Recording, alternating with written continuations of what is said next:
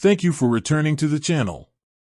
Presently, we are going to delve into the realm of Robinhood and a question that plagues many investors, both new and seasoned. How to avoid that pesky transfer fee. Let's face it, Robinhood burst onto the scene with its commission-free trading, making it a haven for budget-minded investors. But what happens when you decide it's time to move your portfolio elsewhere? Wham! You get hit with a $100 fee for an attached transfer, which can feel like a punch in the gut after all those saved commissions. But fear not, savvy investor. There are ways to potentially avoid this fee, or at least soften the blow. So, grab your metaphorical sword and shield, because we're about to become transfer fee ninjas. Understanding the transfer fee. First things first, let's break down this transfer fee. Robinhood uses a system called a CATS, Automated Customer Account Transfer Service, to move your investments to another brokerage. It's a secure and efficient way to transfer your assets, but Robinhood charges a flat $100 fee for the privilege. Here's the rub, this fee applies to both full and partial transfers. So, whether you're moving your entire portfolio or just a few select stocks, you're still on the hook for that Benjamin.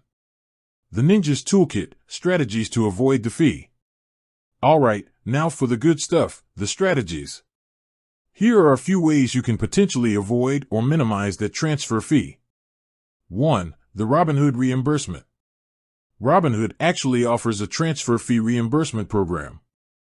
They'll reimburse you for up to $75 of the transfer fee from another brokerage when you transfer your assets into Robinhood. That's right, this program doesn't help you avoid the fee when transferring out, but it's something to keep in mind if you're considering consolidating accounts at Robinhood. There are some catches, though. The transfer needs to be at least $7,500 in value, and it only applies to equities, options, and cash assets. Fractional shares and crypto don't qualify. So, while it's not a solution for everyone, it's worth checking out if it applies to your situation.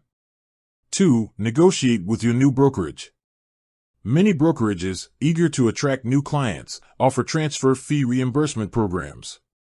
Do your research. Some might cover the entire CATS fee from Robinhood, while others might offer a partial match. It never hurts to call their customer service and inquire about their policy. Here's the key. Be prepared to leverage your portfolio size. If you have a significant amount to transfer, you have more bargaining power. Highlight your potential value as a customer and see if they're willing to sweeten the deal.